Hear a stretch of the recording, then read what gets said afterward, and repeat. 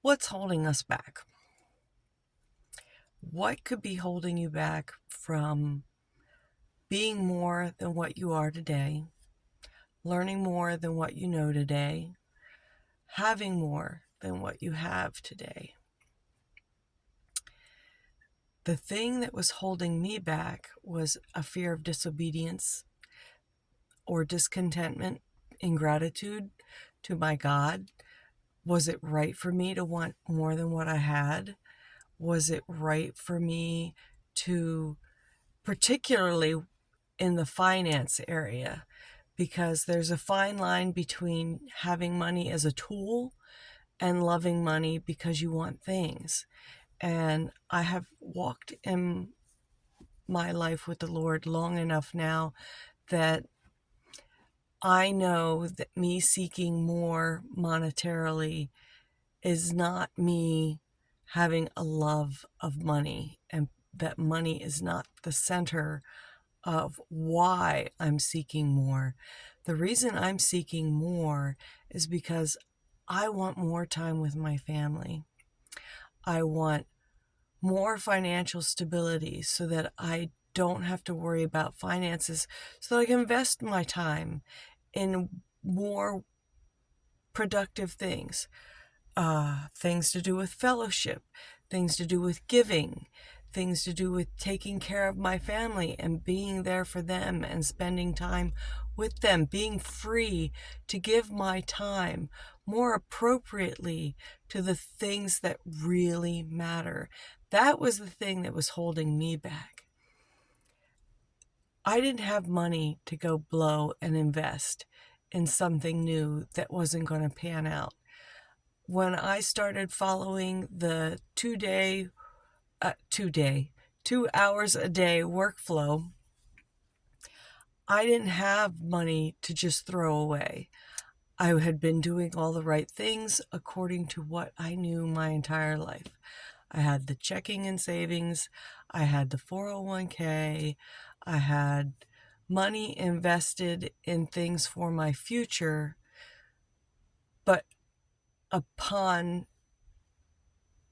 more investigation, it was easy to see that money wasn't going to be enough, not only just to retire on, but the idea that I might be able to retire early and invest more time into my family and into the things that are important to me, that was very clearly not within reach.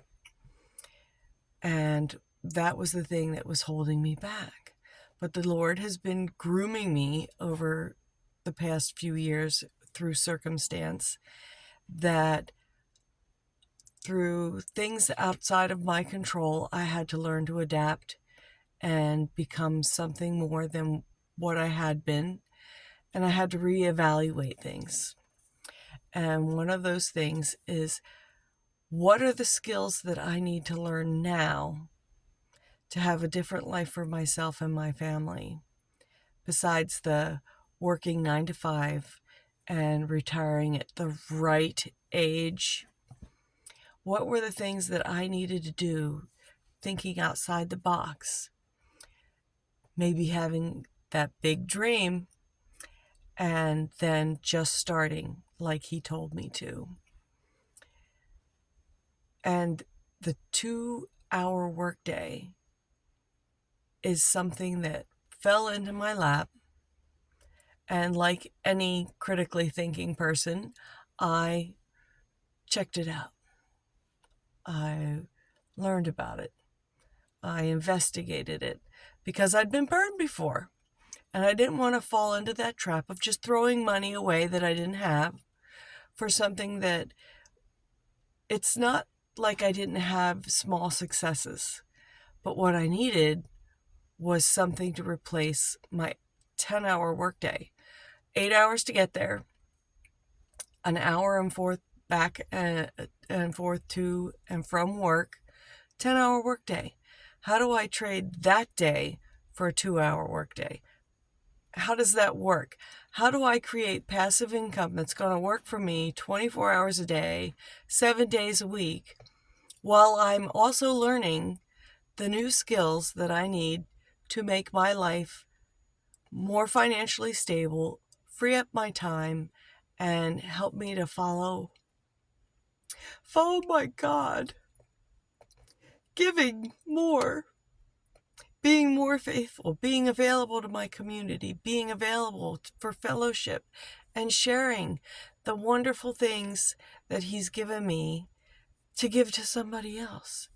And working 10 hours a day and being exhausted and not having enough time for my family and not having enough time to give to my community, to share in fellowship with the people who also love God.